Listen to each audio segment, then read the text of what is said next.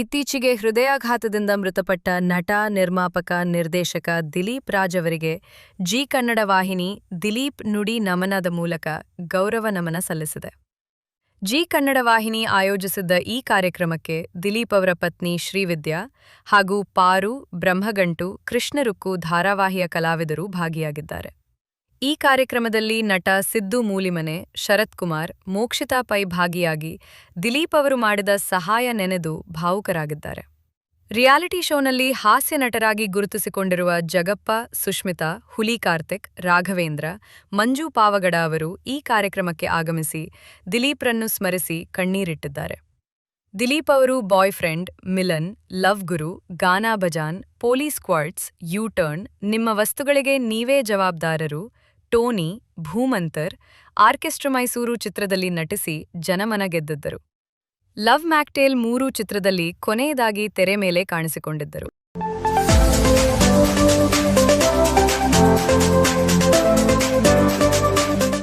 ಸ್ಯಾಂಡಲ್ವುಡ್ನ star ನಟ ದುನಿಯಾ ವಿಜಯ್ ಈಗ ಮತ್ತೊಂದು ಭರ್ಜರಿ ಪ್ಯಾನ್ ಇಂಡಿಯಾ ಸಿನಿಮಾದಲ್ಲಿ ಖಳನಾಯಕನಾಗಿ ಅಬ್ಬರಿಸಲು ಸಜ್ಜಾಗಿದ್ದಾರೆ. ಸ್ಟಾರ್ ಡೈರೆಕ್ಟರ್ ಪುರಿ ಜಗನ್ನಾಥ್ ಮತ್ತು ತಮಿಳಿನ ಖ್ಯಾತ ನಟ ವಿಜಯ್ ಸೇತುಪತಿ ಕಾಂಬಿನೇಷನ್ನಲ್ಲಿ ಮೂಡಿಬರುತ್ತಿರುವ ಸ್ಲಮ್ ಡಾಗ್ 33 ಟೆಂಪಲ್ ರೋಡ್ ಚಿತ್ರದಲ್ಲಿ ದುನಿಯಾ ವಿಜಯ್ ಭೀಕರ ವಿಲನ್ ಪಾತ್ರದಲ್ಲಿ ನಟಿಸಿದ್ದು, ಚಿತ್ರದ ಬಹುನಿರೀಕ್ಷಿತ ಟೀಸರ್ ಬಿಡುಗಡೆಯಾಗಿದೆ. ಸದ್ಯ ಪೋಸ್ಟ್ ಪ್ರೊಡಕ್ಷನ್ನ ಅಂತಿಮ ಹಂತದಲ್ಲಿರುವ ಈ ಆಕ್ಷನ್ ಡ್ರಾಮಾ ಸಿನಿಮಾದ ಟೀಸರ್ ಬಿಡುಗಡೆಯಾದ ಕೆಲವೇ ನಿಮಿಷಗಳಲ್ಲಿ ಸಾಮಾಜಿಕ ಜಾಲತಾಣಗಳಲ್ಲಿ ಭಾರೀ ಟ್ರೆಂಡ್ ಸೃಷ್ಟಿಸಿದೆ.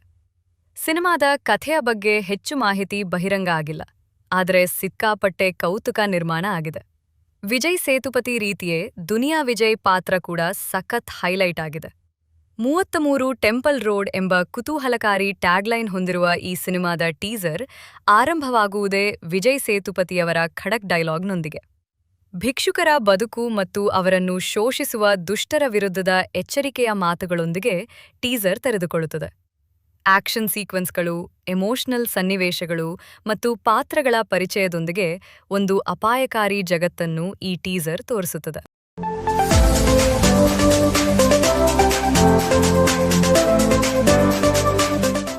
ಟೀಸರ್ ಮಾತ್ರದಿಂದಲೇ ಸ್ಯಾಂಡಲ್ವುಡ್ನಲ್ಲಿ ಬರೀ ಸೌಂಡ್ ಅಲ್ಲ, ವಿವಾದವನ್ನ ಮೈಮೇಲೆ ಎಳೆದುಕೊಂಡಲಂದ ಸಿನಿಮಾ ಬಾಸ್. ಈ ಶೀರ್ಷಿಕೆ ಬಾಸ್ ಅಂತ ಕೇಳಿದ ಕೂಡಲೇ ಎಲ್ರಿಗೂ ಥಟ್ ಅಂತ ನೆನಪಾಗೋದು ಡಿ ಬಾಸ್. ಇನ್ನು ಟೀಸರ್ನಲ್ಲಂತೂ ಚಿತ್ರದುರ್ಗದ ರೇಣುಕಾಸ್ವಾಮಿ ಪ್ರಕರಣದ ಛಾಯೆ ಎದ್ದು ಕಾಣುತ್ತಿತ್ತು.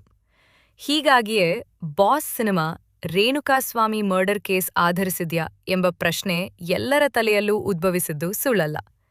ಇದೇ ಕಾರಣಕ್ಕೆ ವಿಜಯಲಕ್ಷ್ಮಿ ದರ್ಶನ್ ಕೋರ್ಟ್ ಮೆಟ್ಟಿಲೇರಿದ್ರು. ಆದ್ರೀಗ ಕೋರ್ಟ್ನಲ್ಲಿ ವಿಜಯಲಕ್ಷ್ಮಿ ದರ್ಶನ್ಗೆ ಹಿನ್ನಡೆ ಉಂಟಾಗಿದೆ. ಸಿವಿಲ್ ನ್ಯಾಯಾಲಯ ನೀಡಿದ್ದ ತಡೆಯಾಜ್ಞೆ ತೆರವು ಬಾಸ್ ಚಿತ್ರದ ಕುರಿತು ನಗರದ ಸಿವಿಲ್ ನ್ಯಾಯಾಲಯ ತಾತ್ಕಾಲಿಕ ತಡೆಯಾಜ್ಞೆಯನ್ನ ನೀಡಿತ್ತು. ಇದೀಗ ಅದೇ ತಡೆಯಾಜ್ಞೆಯನ್ನ ನ್ಯಾಯಾಲಯ ತೆರವುಗೊಳಿಸಿದೆ. ಈ ಹಿಂದೆ ನಟ ದರ್ಶನ್ ಹಾಗೂ ಅವರ ಧರ್ಮಪತ್ನಿ ವಿಜಯಲಕ್ಷ್ಮಿ ದರ್ಶನ್ ಅವರು ಬಾಸ್ ಚಲನಚಿತ್ರ ಬಿಡುಗಡೆಯನ್ನ ತಡೆಗಟ್ಟುವಂತೆ ಕೋರಿ ಸಿವಿಲ್ ನ್ಯಾಯಾಲಯದಲ್ಲಿ ಅರ್ಜಿ ಸಲ್ಲಿಸಿ ತಾತ್ಕಾಲಿಕ ತಡೆಯಾಜ್ಞೆ ಆದೇಶವನ್ನ ಪಡೆದಿದ್ರು. ಇತ್ತೀಚೆಗಷ್ಟೇ ನಡೆದ ವಿಚಾರಣೆಯಲ್ಲಿ ನ್ಯಾಯಾಲಯ ಪ್ರಕರಣದ ವಾದ ಪ್ರತಿವಾದಗಳನ್ನ ಪರಿಶೀಲಿಸಿ ಚಲನಚಿತ್ರದ ಮೇಲಿದ್ದ ತಾತ್ಕಾಲಿಕ ತಡೆಯಾಜ್ಞೆಯನ್ನ ರದ್ದುಪಡಿಸಿದೆ.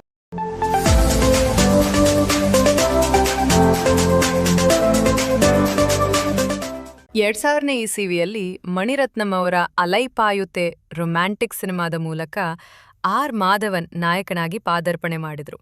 ಸಿನಿಮಾ ಸೂಪರ್ ಹಿಟ್ ಆಯಿತು. ನಂತರ ಹಿಂದಿ ಚಲನಚಿತ್ರಗಳತ್ತ ಒಲವು ತೋರಿದ್ರು. ಇದರಲ್ಲಿ 3 ಅತ್ಯಂತ ಯಶಸ್ವಿ ಸಿನಿಮಾದಲ್ಲಿ ಪ್ರಮುಖ ಪಾತ್ರಗಳನ್ನು ನಿರ್ವಹಿಸಿದ್ರು. ನಟನೆಯ ಜೊತೆಗೆ ನಿರ್ದೇಶಕ, ಚಿತ್ರಕಥೆಗಾರ ಮತ್ತು ನಿರ್ಮಾಪಕನಾಗಿ ಪ್ರಧಾನವಾಗಿ ತಮಿಳು ಮತ್ತು ಹಿಂದಿ ಭಾಷೆಯ ಸಿನಿಮಾಗಳಲ್ಲಿ ನಟಿಸಿರುವ ಇವರು ಭಾರತೀಯ ಚಿತ್ರರಂಗಕ್ಕೆ ನೀಡಿದ ಅಪಾರ ಕೊಡುಗೆಗಾಗಿ ದೇಶದ 4ನೇ ಅತ್ಯುನ್ನತ ನಾಗರಿಕ ಪ್ರಶಸ್ತಿಯಾದ ಪ್ರತಿಷ್ಠಿತ ಪದ್ಮಶ್ರೀ ಪ್ರಶಸ್ತಿಯನ್ನು ಮುಡಿಗೇರಿಸಿಕೊಂಡಿದ್ದಾರೆ. ಆರ್ ಮಾಧವನ್ ಅವರು ಜೂನ್ 1, 1970ರಲ್ಲಿ ಜಮ್ಶೆಡ್ಪುರ, ಬಿಹಾರದಲ್ಲಿ ಜನಿಸಿದರು. ಸದ್ಯ ಅವರಿಗೆ 56 ವರ್ಷ. 2023ರಿಂದ ಪ್ರಸ್ತುತ ಪುಣೆಯ film and television institute of India ಅಧ್ಯಕ್ಷರಾಗಿ ಕಾರ್ಯನಿರ್ವಹಿಸುತ್ತಿದ್ದಾರೆ. ಇವರ ಕಲಾಕ್ಷೇತ್ರದಲ್ಲಿ ಸಾಕಷ್ಟು ಫಿಲ್ಮ್ಫೇರ್ ಪ್ರಶಸ್ತಿಗಳನ್ನ ತಮ್ಮ ಮುಡಿಗೇರಿಸಿಕೊಂಡಿದ್ದಾರೆ. ಸದ್ಯ 2026ನೇ ಸಾಲಿನಲ್ಲಿ ಭಾರತ ಸರ್ಕಾರವು ಇವರಿಗೆ ಕಲಾಕ್ಷೇತ್ರಕ್ಕೆ ನೀಡಿದ ಕೊಡುಗೆಯನ್ನ ಪರಿಗಣಿಸಿ ಪ್ರತಿಷ್ಠಿತ ಪದ್ಮಶ್ರೀ ಪ್ರಶಸ್ತಿಯನ್ನ ನೀಡಿ ಗೌರವಿಸಿದೆ.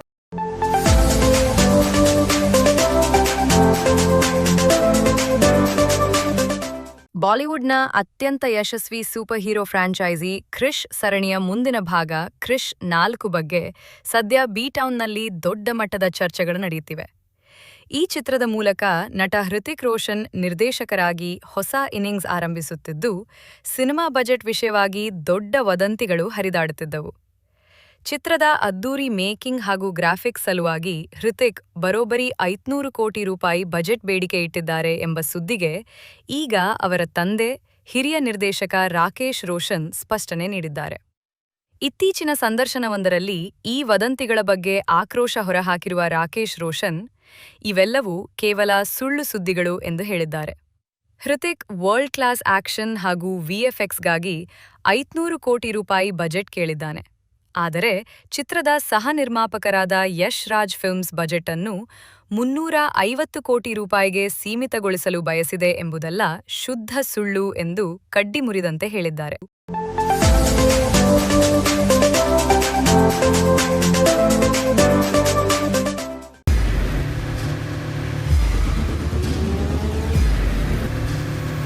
ಪ್ರಜಾಮಾರ್ಗ ನ್ಯೂಸ್, ಇದು ಜನಸಾಮಾನ್ಯರ ಧ್ವನಿ. ನಮಸ್ಕಾರ. ನೀವು ನೋಡ್ತಾ ಇದ್ದೀರಾ ಪ್ರಜಾಮಾರ್ಗ ನ್ಯೂಸ್. ರಾಷ್ಟ್ರದ ರಾಜ್ಯದ ರಾಜಕೀಯದ ಬಗ್ಗೆ ಹೆಚ್ಚಿನ ಸಿನಿಮಾ ಅಪ್ಡೇಟ್ಗಳಿಗಾಗಿ ಫಸ್ಟ್ ಲೈಕ್ ಮಾಡಿ, ಸಬ್ಸ್ಕ್ರೈಬ್ ಆಗಿ, ಹಾಗೆ ಫಾಲೋ ಕೂಡ ಮಾಡಬೇಕು.